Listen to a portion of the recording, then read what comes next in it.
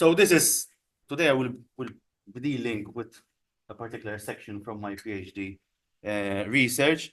The rest was already presented in a lecture last October, so there will be a bit of overlap. So whoever was in October's lecture, there will be some parts that they'll hopefully remember. Just to give you a brief background. Mine is not working. Reg. Was working up to 5 minutes ago. So just to give you a brief background about my research, the starting point was this. As senior curator of Phoenician and Roman and late Roman sites, including the catacombs and the hypogea, I started to realize that there's a lack of a cohesive interpretation that views burials and hypogea within their landscape.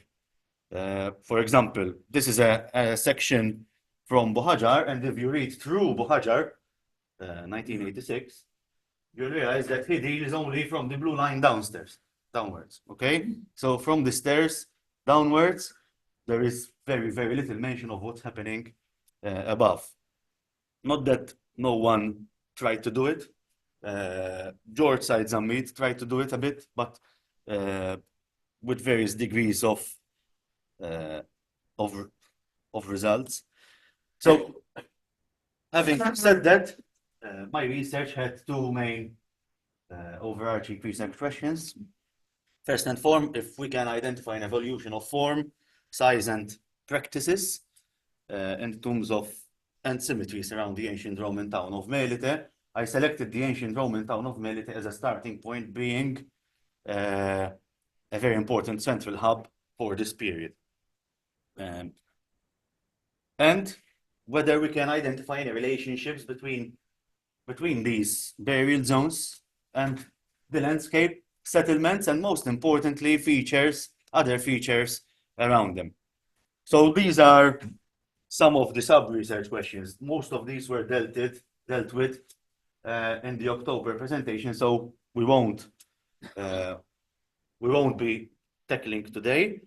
This one is in red because that was an original research question dealing about ritual, which I had to drop because of lack of data within our corpus of data, technically. Today we'll be dealing mainly with these two. How the tombs and catacombs develop in style and architectural form. I'm calling them catacombs today. Nowadays we're trying to call them hypogea. Okay? And whether we can draw on evidence for example, Sicily, North Africa, to enhance our understanding of what's happening on our tiny but important island. To do this, I had to capture a research area that covered almost 20 square kilometers. So you can see Medina and Rabat and in Tarfa, and I had selected a buffer zone around it. Most of the eastern, southern, and western edges are marked by cliffs. All right, so the fault line basically. And in this data capture exercise, I used various forms of data, including past documentation. We're seeing here Zammit, Bellanti, and Caruana, for example, including past photos at the National Museum of Archaeology,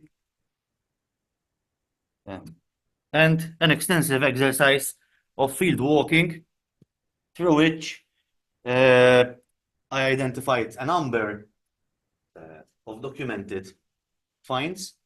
Okay, so we have a number of finds that are documented in a field, for example, but we don't know exactly which field it is, so I had to go on site, and I actually documented most of the area, but that also enabled me to identify and document some undocumented features which will be published in due course. Most importantly, it enabled me to experience the landscape. Okay, so this is a landscape exercise, and it enabled me to view the landscape, not exactly from the exact viewpoints of the ancient inhabitants, but close to. I'm here on on the northwestern side of Imtarfa, and for example, you can see Għalilija, xara tal-Għalilija, xara tat-Tuqa, and Nadur. They are all visible from Imtarfa. And that brings the areas into perspective. All right, they're just isolated patches in the ground. During this exercise, the data mapping on the GIS platform had a number of data sets. Mainly, we had shaft and chamber tombs. We all know what they are, but we'll go a bit into them later on. And shaftless tombs. Enkitrismos surface or near surface burials, which include Enkitrismos type, so burial within an amphora. This is the earliest documented one by Caruana, but there are some more famous ones like this one from Talvirtu and the one from the St. Paul's Catacombs, for example. At Ofet site, cremation burials, right? I'm showing here just the examples from the St. Paul's Catacombs, and forma and the hybrid of the two. So pits dug in the ground, normally in the rock, with a burial inside. Over here, this is the Comino example, we'll find the body is covered by pieces of an amphora. And of course, hypogea and shaftless hypogea. Given that I was also studying their relationship between burial zones and other features, I mapped cartrets, quarries, and agricultural trenches for a total of 2,669 features in all, okay? So, and that equates to 845 shaft and chamber tombs, 38 surface and near surface burials, 365. They say we have a church for every day of our area, no? We also have hypogea within our area of study. 365 hypogea, 166 quarries, 126 sets of rats, and 728 agricultural trenches, 3 built structures, and 201 other features, which could be man-made caves, and that could have possibly originated as burials, but I couldn't identify them as such today. Now, just to have a look, very brief, this subject is vast, and the period I'm dealing with is vast. Okay, so just a brief overview of our traditional terminology and typology. We all know what a shaft and chamber tomb looks like, all right? It is made of the shaft, starts off as circular, semicircular, oval, square. We have various forms. Footholds or stairs, the blocking stone, the burial chamber, burial platforms, and the water trench. Over up to now. It's nothing particular. Within the chamber, we can normally have other features like the cupboard, so-called cupboards, as seen here in one of the burials within the St. Paul's Catacombs. I'm skimming through this. It's a bit more complicated than that. And of course, the usual lamp hole and lamp niches that you can find all over. Then, when we go to the hypogeal structures, the common typologies are the cubiculum style, right, where we have a room with three arcosolia on each of the 3 walls. The 4th wall is, of course, occupied by the entryway. We have the corridor type, hypogea. We're seeing here Tal-Libru, for example. And finally, the hall hypogeum. Okay? And this is the standard terminology we have used so far. Now, going into the burial forms within hypogea, because that's where the vaster range is, what I try to do is to identify the burial forms, try and find the ancient term for it, okay, because that one can give us quite a lot of information, how other countries refer to them. Here I'm dealing mostly with Sicily and Rome, and in some cases I proposed a new term, and we'll come for that later on. The local, of course, is one of the simplest forms we have. It was the tomb of choice in early catacombs of Rome. So if you go to see the various catacombs in Rome, it's full of locally, okay? And it's the primary burial for what we call the egalitarian phase in burial within Roman catacombs. In Malta, however, it's mostly reserved for children. And in fact, just within my area of study, we have over 600 child locally, and 40 adult locally, as opposed to only 20 documented in the whole island by Bohajar. Okay? The difference in use between Malta and Rome, for example, may implicate that the locally was a later addition within walls where pre-established burial forms were already being used. All right, but I'll come also to the egalitarian phase where this was mostly used in Sicily and Rome, for example, at a later stage. Moreover, if you look at many of the rural herpetoria, they do not have burial forms usually associated with children. Okay, so the questions lingers there whether traditional forms of burial segregation for example, young children are being kept within the rural zones of the island. Okay, if you look at Mintna, Salina, there's literally Bistra, there's literally no burials for children. So the only two options is that children were not being buried in them or they were being buried with the adults. But unless, so far at least, in the very few places we've been able to excavate, we have not found them with the adults. Now, the floor and fossa tombs, these are similar to the locally, but on the floor, and these were heavily used elsewhere, even in Sicily, for example, because it allowed people to bury and close, and the floor still being used. Okay, and that is why many scholars believe this was one of the lowest form of burials within catacombs, because people are actually walking on you.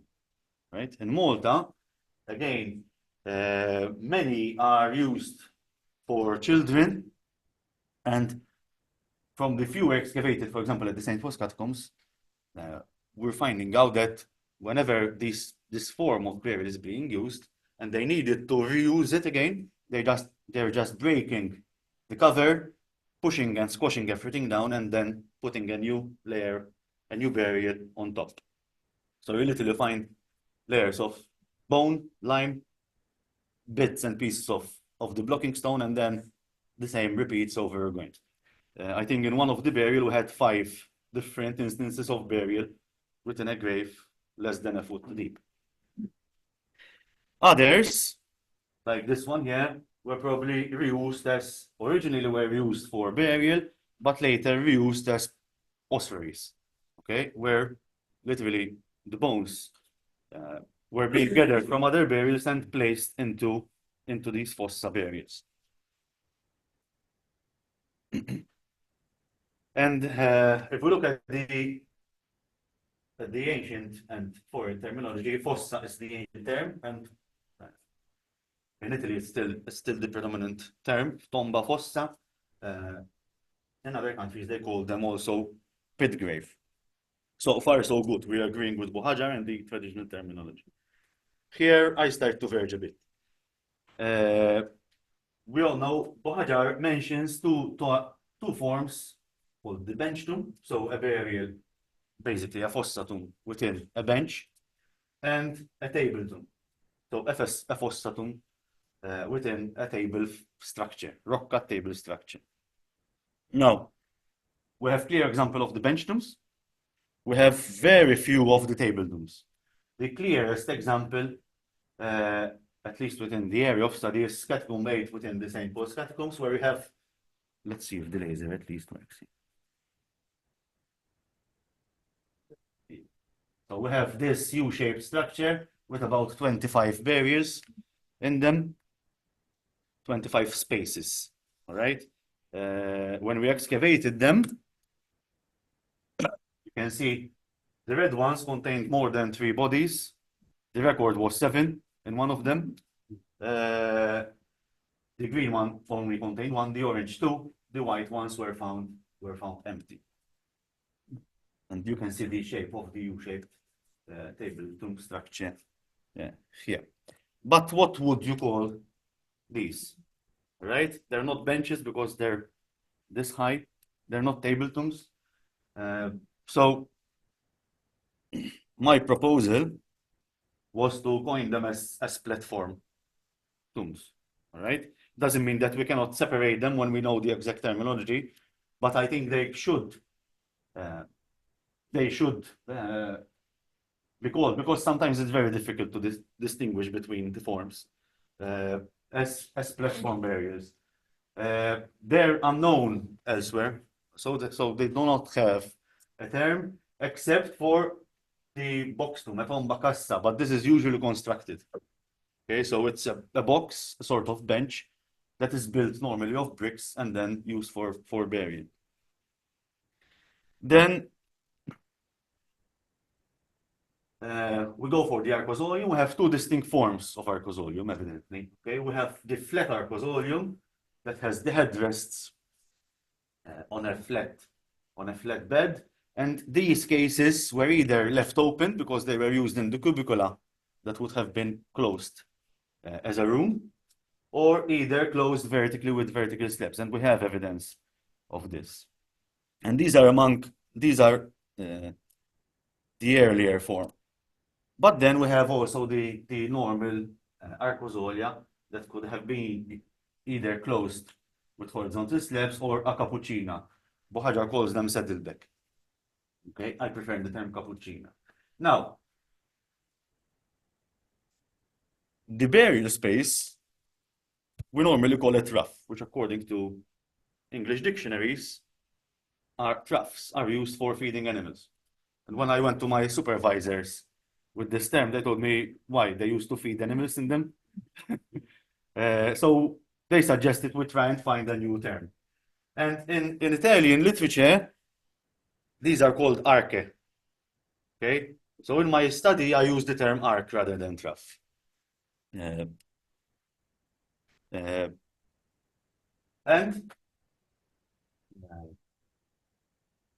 whereas before we used the term troughless arcosolium, I'm calling this a flat arcosolium. This elsewhere is the normal type of arcosolium. So I kept the same term. The window tomb, we don't know the window tomb. There's nothing to change there. The question about the window tomb is whether it's reminiscent of earlier burial chambers or the Italian tomba finestra, which is very, very similar in shape, with the exception of the orientation of the chamber, which is normally perpendicular to the entrance. However, in Rome, there is an almost identical example to the Maltese window tomb, documented first by Ferrua, then by Nuzzo at the cemetery of Panfilo in Rome, which has led both to identify it as a Maltese influence in Rome. Okay, so we might be looking at our own influence over the big boys in Italy. Then, of course, we have the final burial, that is the baldacchino.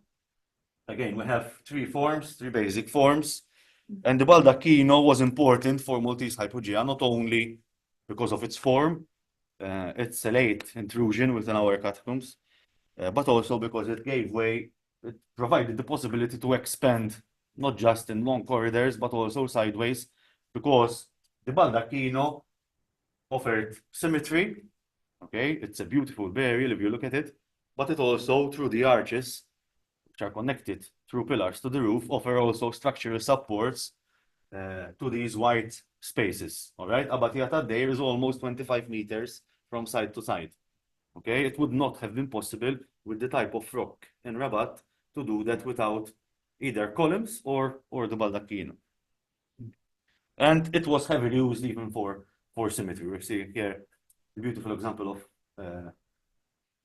of Hypogeum 13. We have to remember, though, that the baldacchino is not entirely local. Okay, even there is a huge debate where it originated. There are examples at Rome and the catacomb of Addos Lauros within the Saints Marcellinus and Peter, Sardinia, Sant'Antioco, Napoli, and Sicily, up to a few years ago, except, well, Eastern Sicily, up to a few years ago, except the area of Syracuse. But now, a recent study in the last 3 years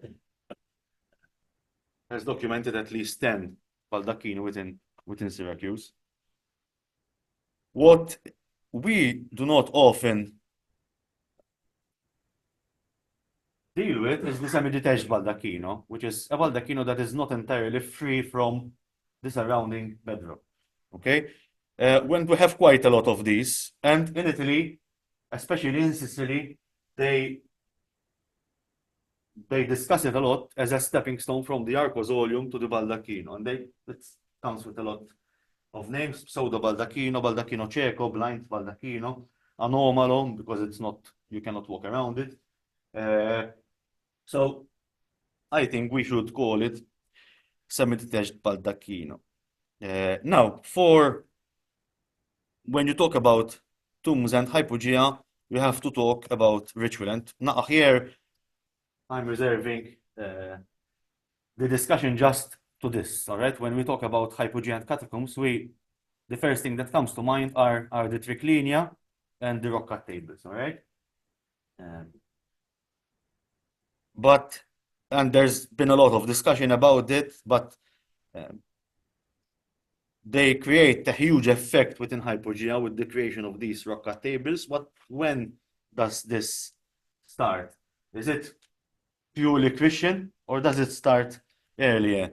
Well, evidence of meals are evident quite early within the local sphere. This is just a piglet, mostly complete except the hind legs, buried within a cremation urn at the St. Paul's catacombs, and this dates to at least the latest 1st century AD, probably before. Okay, and the cubicula in themselves, most of them have within the chamber or the antechamber have benches, rock cut benches that indicate that they were being used for a congregation of sorts. All right, were these Christians? Were these using a table? Possibly of wood that could have been taken away. But the cubicula within the cubiculum, the room, the door, the entrances to the cubicula were mostly closed by monolithic stones of this sort that had a libation hole at the top and a channel that is leading the libation offerings down into the tomb or the burial. And these cease to exist, libation offerings, at least the evidence for them, ceases to exist as soon as the cubiculum does its time. All right? Once other forms are created, the libation offering seems to have disappeared in favor of other forms, perhaps. Now, Visconti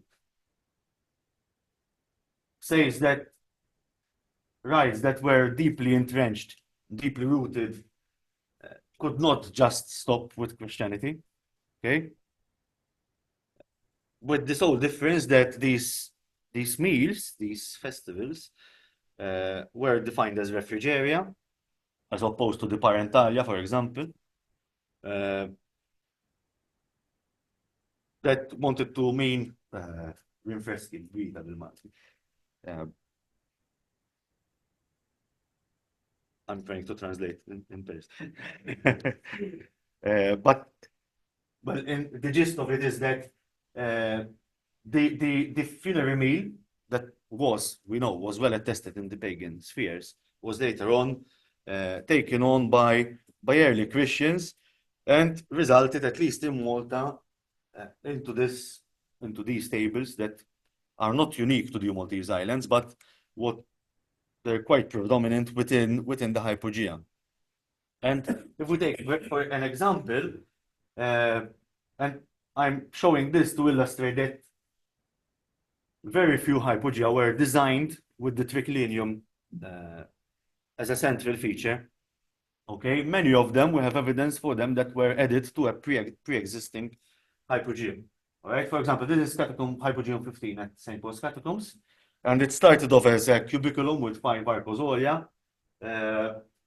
Only 2 of them are surviving to some extent. The rest are visible in the roof. Okay, we can still see part of the top of the arches, but at a certain point in time, at least the one to the south was removed to dig a triclinium, whereas probably even later, the other 2 were mostly removed for another extension that included both arcozolia and the baldacchino. Now, something that does not get much of attention are these forms of niches, and which I coined altar niches. I did not invent that term. That term was invented in the early 20th century, but they were heavily discussed by Borch in 1976 and 1986, and he says that he interpreted them in conjunction with the triclinia, whereas in the triclinia, the agape ritual was carried out on these tables, the Eucharistic rite was carried out. And these are standard. So if you go back, oops, can we do back? Yeah. Most of them show the same hood with a very low tip, 2 columns, they're plain. I'm showing here the most 2 famous example. This is Tamintna outside our research area, I know, but helps to illustrate that these are found across the island, not just in Rabat, and this one from Sant'Agata. But what Borch does not mention is that these are not always found together. Okay, so not all. Whenever there's the altar niche, you don't always find the triclinium, and where there is the triclinium, you don't always find the altar niche. And they actually, if you look at the architecture of the hypogea, they don't seem to have been planned in tandem with the hypogeum, with the triclinium. Some of them are in awkward spaces in relation to it. And finally, many of them were transformed into window tombs. And strange enough, this always happens whenever there is a triclinium on site as well. Okay, so the possibility I'm showing here, this is Winyakurd, and here we have Abatia Tardeir. And in almost all the cases, we have evidence that the triclinium was a later addition to the hypogea. Okay, so we're not talking about 2 features that are working together, but one is making the other redundant, so there is a change of use into a window tomb. Now, whether the window tomb was a transformation of this because of its architectural form, or whether this developed with the window tomb with the same basic shape for symmetry or imagery, still needs to be debated. I can't answer that so far. But what about phase development? I don't know why the picture is there. Sorry. So we have seen the terminologies and some of the main features, but can we confirm or otherwise development of tombs and hypogea? Now, the first person to identify to distinguish different tombs was Abela in the 1700s, all right? But he distinguished tombs and Christian catacombs. Tombs were mostly Greek, according to him, and then Christian hypogea. Caruana went a bit further in 1882, identifying 3 groups, isolated barriers, clusters, which he identified as public. And when we say clusters, it's mostly, he means more than one chamber within the same tomb. And barriers described as having concealed exits, which were seen as late antique and Byzantine. And this comes from the fact that he's working in hypogea that are being entered not from the original entrance. So the original entrance is being seen from below, blocked off by stones, which to him means that in late antique and Byzantine Malta, they were creating false entrances to evade persecution. All right, it's all coming from that. Paul Bellanti in 1913. Paul Bellanti is my favorite person in tomb archaeology in Malta. So, and Bellanti in 1913, he already could identify the importance of pottery, to identify the different phases, different forms, etc. If you look attentively at both his 1913 and his follow-up in 1920s, he is understanding the stratigraphy of the burials. Okay, and in 1913, both in his publication and the manuscript held at the University of Malta Library, you can see four major tomb identification. First were what he calls Canaanite tombs with circular shaft and circular chamber. Then the circular chamber with a rectangular shaft, which he sees as a transition between phase 1 and phase 3, where you have then both shaft and chamber in rectangular form with two subtypes, one with a wide shaft with narrow steps and one with a narrow shaft, and then the cave tombs, our shaftless tombs. But over here, he admits that he's not certain about the dating. Some could be earlier, some could be later.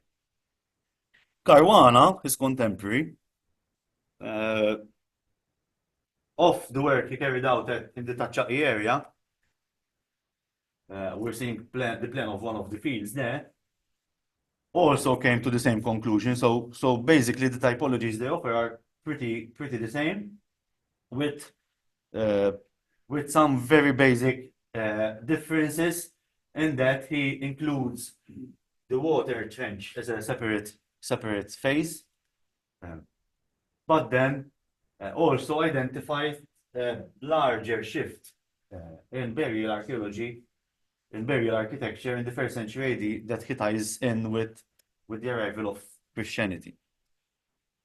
The next big work came with Sagona. We've all heard of Sagona, both in her 2002 work and her 2015 work. Sagona and Zammit have the common factor that they both say that the Romans left very little impact on tomb architecture in Malta. Okay, as early as late as 2015. Sagona, however, already in 2002 identified 10 main group types with 42 subgroups. Okay, and if you look at them chronologically, so I took the shapes and put them in chronological sequence, this would be it. And you can identify very similar forms with some additions. All right. Should we identify all these as different typologies, or are they just private tastes? I want a full width stairs in my burial. I don't know. Well, the personal tastes often do not come into picture with archaeologists sometimes. So to simplify it, if you simplify it, this is the basic typological sequence, all right, from Sagona. So we have phase 1, which is divided in archaic, starting from 1000, circa 1000 BC. It's the circular form, circular chamber, basically. Then the rectangular and square chamber and shaft come out in phase 2, around 600 BC. Phase 3, starting from 500, we start seeing the narrowing of the shaft, and then it's a pretty standard shape. And one thing that we notice in literature about Maltese burials is that we have scholars who deal with burial up to the Roman period, and then we have scholars who deal with burials up from the late Roman period onwards. All right, there's never a connection and never a clear line of evolution. All right, it's like whoever came after just cut a line and built something new. All right, whereas we know that it's not always the case. And we come back to Bellanti in 1924. And Bellanti, before Buhajar, was the only one to see and publish a clear development from at this time he calls them Sidonian tombs. All right, the tombs with narrow shaft and rectangular chamber, his type 3 in 1913. And from there, he creates this sequence that takes us literally down, down to the more complex hypogea of the type of the St. Paul's catacombs, for example. All right? Of interest is this type 4. He calls them Zaytun type tombs, right? Which is very particular, and it's not only found in Zaytun. There's an example at Tachai, there's an example at Tal-Libru, the first one, you see outline of it here, where you have a what he calls a vestibule, a square shaft leading to 3 or 4 window tomb like barriers in the walls. Now, Buhajar, on the other hand, uses the same site excavated by Zamit Tachai, where you can see many chambers interlocking and connecting to each other as the starting point for the creation of hypogea. So his interpretation is that these accidental connections within chambers gave the idea to build ever larger spaces and start to construct, to dig larger barriers. But I also identifies some distinguishing features that distinguish late Roman barriers from their predecessors, mainly the burial on slightly raised platform. The chambers are smaller and oval, no water trench and headrests. In very crude terms, he's identifying the transition between a shaft and chamber tomb and a window. Okay? Although he does not say it very clearly. And then after that, we see the single corridor hypogea, multiple corridor hypogea, and a whole hypogea.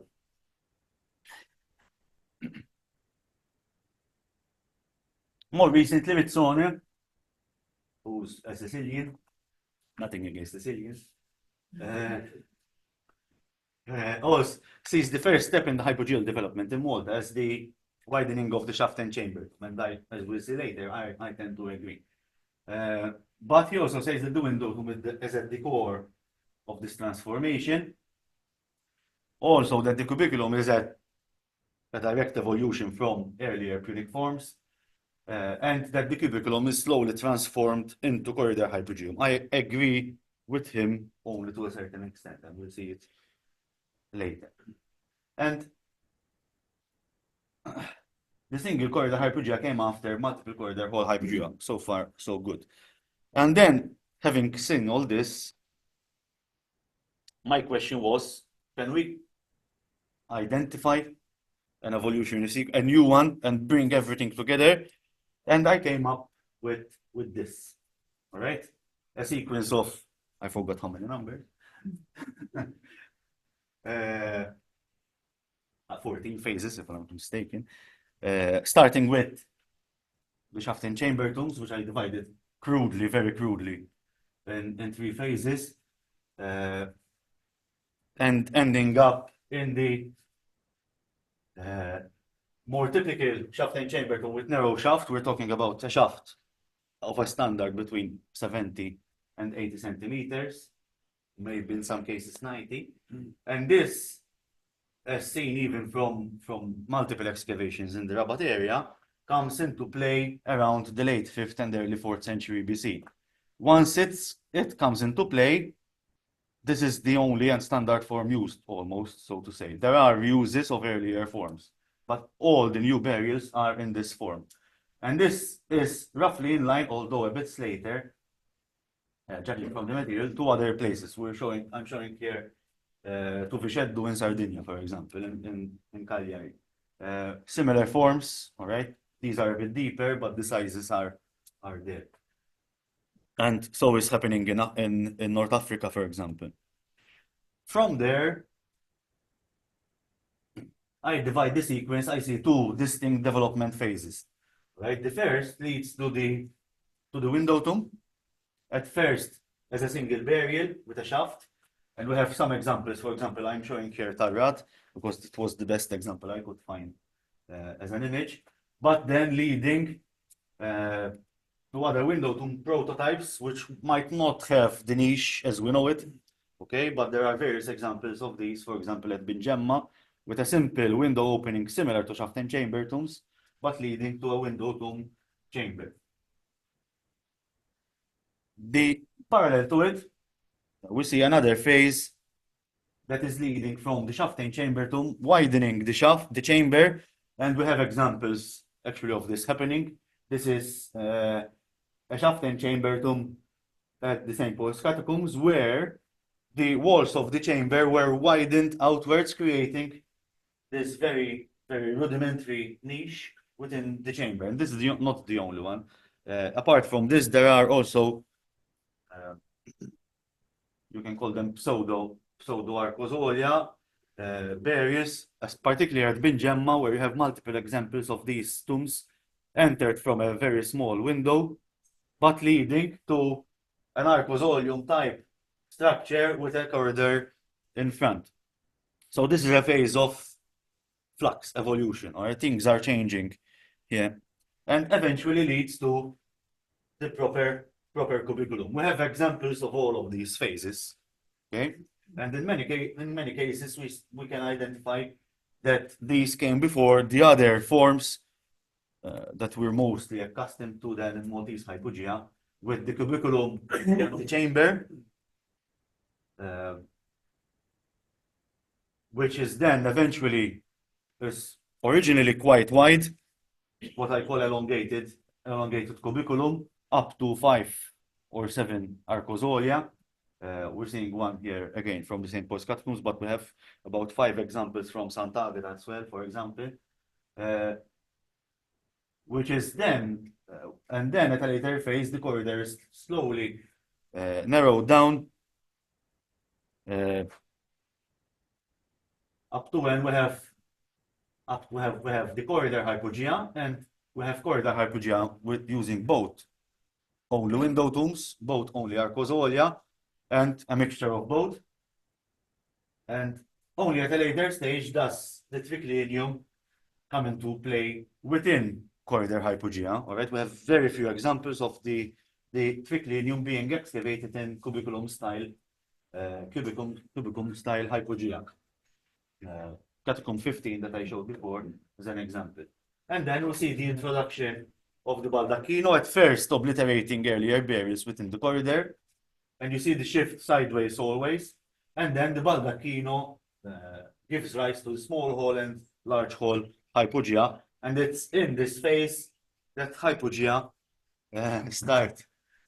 We're going to explode. Start being designed with the triclinium in mind. Okay, so all the hypogea that we can certainly say that triclinium was part of the original design are all of this form. All right.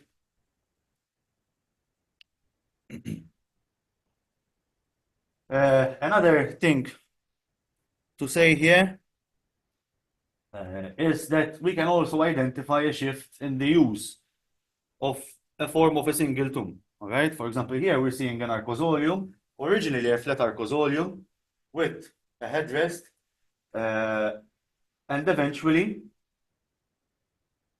the arcosolium was equipped with 2 arcs for the burial. So we're seeing a change in use, possibly because of the change in use of the area. Okay, in this case, we can attest that this was originally a cubiculum style hypogeum that was transformed into a corridor hypogeum. Okay, so this entrance would have originally been smaller and closed by a plugstone, so they did not need to close the arcosolium itself. As soon as this was transformed into a normal door and left open, they had to change the form of the arcosolium itself. And we have multiple examples of these as well. Now, I don't pretend that this sequence is going to be adopted tomorrow and be standard for 100 years. We still have ongoing issues, mainly dates, providing the dates. We're working in a situation where we have very little datable material. What we are working with in our area of study are 2 inscriptions on one single baldacchino within the St. Paul's Catacombs, one dated to around the 6th and one dated to the 8th, around the 8th century, respectively, which goes counter to what is happening in Rome. In Rome, underground burial is roughly abandoned by the 5th century, okay, except for very few people. We also have a full list datable from Constantinople, datable to AD 330, which is found in a damaged hypogeum, the roof of which was cut off. So we're not sure, we cannot say whether this coin belongs to when the hypogeum was in use or whether when the roof was cut off. But we have carbon dates from a bone from Hypogeum 8 that gives us a nice date between the last half of the 6th and first half of the 7th century AD. And an amphora fragment within the mortar closing off a window tomb datable to between the 7th and the 8th. Okay, so showing that Hypogea and Malta are at least being used up to that time. Of course, we will need more data. Okay, we are lucky, however, that technology is changing, and in Rome now, dated tiny specks of carbon in the mortar closing off the ceiling slab. So it's not completely lost. But of course, for dating, then we have to look beyond Malta. This is a synthesis of what we have. There's a lot more. We can say that cubiculum type hypogea, for example, in Sicily, are dated around the 3rd century AD and connected to private family use. Whereas in Rome, they are first seen underneath earlier pagan tombs above ground. So when the space within the burial monument is taken up, they start digging a cubiculum underground, and that's when the form starts to emerge. There have been interpretations that its form, similar to a cross, is evidently Christian. This proves that it's probably not. Corda hypogea with Arcosolia in Rome are also found around the 4th century. And there is, as I said, there is a big debate where the baldachin originated from. Sicilians, of course, say it's from Sicily, and they use some inscription datable to the 4th century and 5th century from Ispica, and some of the hypogea have also been dated by Di Stefano, although we don't know on what grounds, between the 4th and the 5th century AD. We will have enduring questions, and we still have enduring questions. First and foremost, in Malta, we have what are called in Roman spheres funerary gardens. All right. So for the Roman, we're talking about the Roman period particularly. A burial, particularly a rich burial, sometimes contained a garden or an orchard around it. All right. And this is completely missing. Even when I tried to combine the data of the agricultural trenches and the burials, there was no clear connection. One possibility is that up to the late 2nd, 3rd century, they are reusing cemeteries, necropolis that were so pegged that there was no space for a garden above them. If you look at St. Paul's Catacombs, where just underneath the visitor center, you have 30 shaft and chamber tombs from around 10% of the area. It brings it all into the picture. In Malta, we're also missing completely, almost probably I contradicted myself there. The egalitarian phase. All right, the phase of Christian hypogea, Christian catacombs and Sicily, starting from the 3rd century AD, in which for them everyone is equal at death. And that's why Roman catacombs employ the locally so extensively. Doesn't mean that all the people were poor, although Christians probably employed the Collegia Funeraticum model for themselves to provide burial for everyone within their community. But in the first phases, everyone was buried the same, okay? All in a locally. That's why we have corridors and corridors full of locally, one on top of the other. It's only later when the middle classes and upper classes of Rome start to being converted that we see the introduction of the cubiculum and the more advanced forms of burial within Rome. We're also missing what is called the subdivo burial. As I said, burial in Rome within catacombs slowly stopped by the 5th century. After the 5th century, basilicas are being built mostly above the tombs of martyrs, and as soon as basilicas are being constructed, burial is moved to within and around the basilicas. Subdivo is above the divinity, so under the divinity, so under the stars in the open air. And we have very few examples of those. Now, where does this data lead us? Why did I have to? I'm almost there. This data was important to try and identify where each form of burial was being done within the various forms. So if we look at phase 1 burials through GIS, they nicely pop up and we can see the changes. Phase 1, phase 2, phase 3, and you can see a big shift between phase 2 and phase 3. All right, most of the burials fizzle out in the outskirts of Rabat and Medina, and we have a big concentration in the Halbayada area. Okay,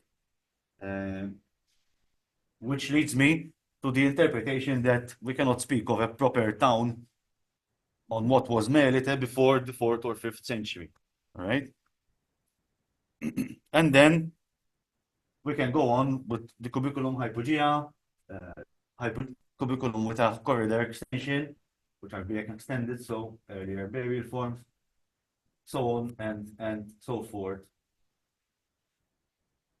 Now, transferring this on the macro level in a paper that is coming out soon, I try to impose this model on the St. Paul's catacombs to see whether we can identify how the patch of burial grounds within our grounds evolved. I kept it on the St. Paul's catacomb because it was the only site for which I have all the plans. Okay, so I could do everything. And if we see it, phase 1 and phase 2, you can see that we have none at the St. Paul's catacombs, and these are the only phase 1 and phase 2 burials within what would then become the main necropolis in the 4th century. Okay, we have very, very, very few. But if we start sequentially, then we can see that this is the concentration of shaft and chamber tombs under the visitor center, but we have others. And then we see the modified, what I call the modified shaft and chamber tombs. Shaft and chamber tombs, the chamber of which was enlarged.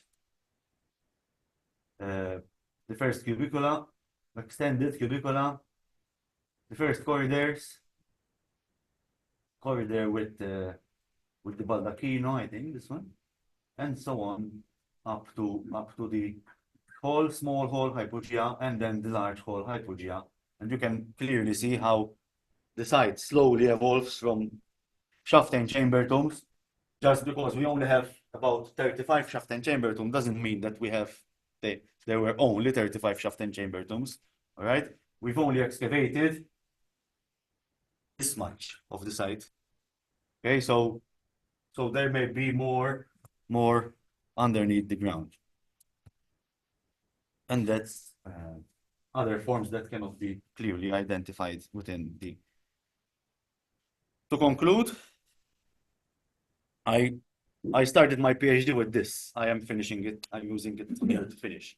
This is from Bellante 1913. I'm writing it in Maltese. I'm reading it in Maltese, but there's the English translation. Yeah.